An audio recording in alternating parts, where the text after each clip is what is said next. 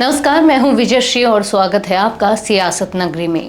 दिल्ली की सियासत एक बार फिर गर्मा गई है। आम आदमी पार्टी के नेता और दिल्ली प्रदेश अध्यक्ष सौरभ भारद्वाज ने केंद्र और दिल्ली की बीजेपी सरकार पर जोरदार हमला बोला है।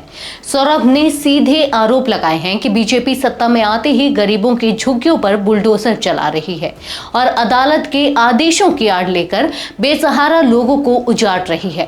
सौरभ भारद्वाज ने ऐलान किया है कि 29 जून को आम आदमी पार्टी दिल्ली के झुग्गी वासियों के साथ मिलकर जंतर मंतर पर एक बड़ा आंदोलन करेगी।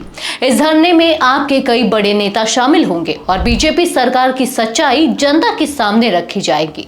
सौरभ ने सभी झुग्गी वासियों से अपील की है कि वे भारी संख्या में पहुंचे और अपनी आवाज बुलंद करें।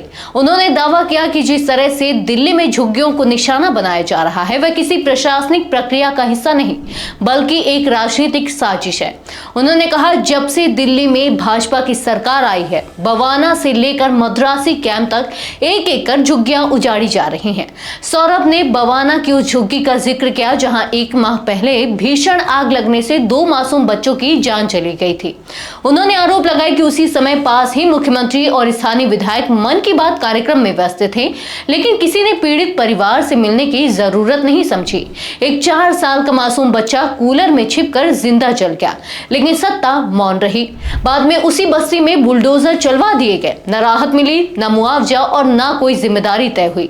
सौरभ ने इसे अमानवीय और राजनीतिक संवेदनहीनता की पराकाष्ठा बताया।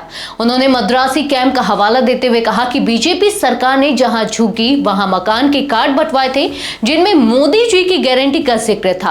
कार्ड में झुग्गी नंबर, नाम और आवास योजना की जानकारी दर्ज थी, लेकिन अब वही सरकार उन्हीं झुग्गियों पर बुलडोजर चला रही है।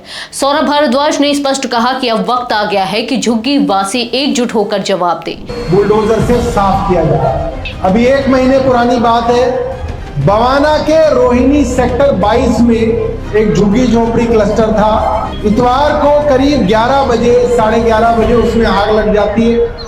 आग लगने के बाद आप क्या सोचते हैं, सरकार का कोई मंत्री आएगा, कोई मुख्यमंत्री आएगी, कोई अच्छे बोल बोलेगा, कहेगा कि चलिए आपकी झुग्गी में आग लग गई, हम टेंट लगवा देंगे। उस आग में 2 बच्चे जिंदा जल के मर गए, बिल्कुल जिंदा मर गए। हम उस दिन गए शाम को, सुबह आग लगी थी, हम लोग शाम को पहुंचे बवाना, तो झुग्गी वाले बोल रहे थे ना तो वहां का भारतीय जनता पार्टी का एमएलए आया, ना कोई मंत्री आया। और जिस समय आग लगी सुबह बवाना में, उस समय वहीं थोड़ी दूर पे दिल्ली की मुख्यमंत्री और वहां का विधायक और मंत्री मन की बात सुन रहे थे, मगर कोई आदमी झुग्गी में नहीं गया पूछने वाला, पड़ोस में थे। और माँ बाप रो रो के बता रहे थे कि बाप कूड़ा बीनने चला गया, माँ कोठी में काम करने चली गई, 4 साल के बच्चे को घर में छोड़ गए, झुग्गी में आग लग गई, 4 साल का छोटा बच्चा जाके कूलर में छिप गया ऐसे, और ऐसे ही जल के राख हो गया, ऐसी ही थी उसकी बॉडी। और उसके बाद सरकार ने क्या किया, सरकार ने 2 दिन बाद वहां बुलडोजर बुलाए और सारी झुग्गी को साफ करके वहां के सब लोगों को भगा दिया। तो शक होता है कि पता नहीं आग किसने लगवाई थी, पता नहीं किसने षड्यंत्र किया था कि पहले झुग्गी में आग लगी, फिर सरकार ने बुलडोजर से सब कुछ साफ करके सबको भगा दिया। वहां पे मद्रासी कैंप तमिलनाडु से 45 साल पहले, कह रही हमारे दादा आई थी, हमारी दादी आई थी, हम लोग यहीं पैदा हुए। उन सबको 800 झुग्गियों को लगभग बताते हैं, सबको उजाड़ दिया गया। हर जगह कार्ड बांट दिए, जहां झुग्गी वहां मकान।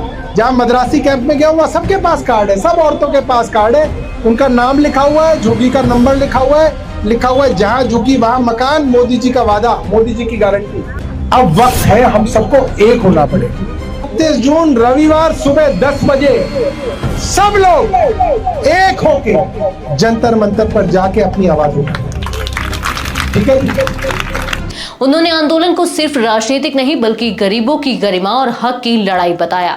29 जून को जंतर मंतर एक बार फिर राजनीतिक युद्ध भूमि बनने जा रहा है, जहां मुद्दा सिर्फ झुग्गियों का नहीं बल्कि सत्ता की संवेदनशीलता और राजनीतिक नैतिकता का भी होगा।